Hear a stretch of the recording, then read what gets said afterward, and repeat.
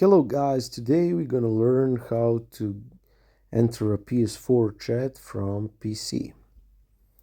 So first thing you're gonna go on Google and Google Remote Play, enter the first site and here you can download to control your PS5 console, PS4, but we today are going to go to PS4, agreeing to SIE and download the application. Then you're gonna have a pretty straightforward install, and once it's installed you're gonna run it from this icon, and then you can choose from PS5 and PS4.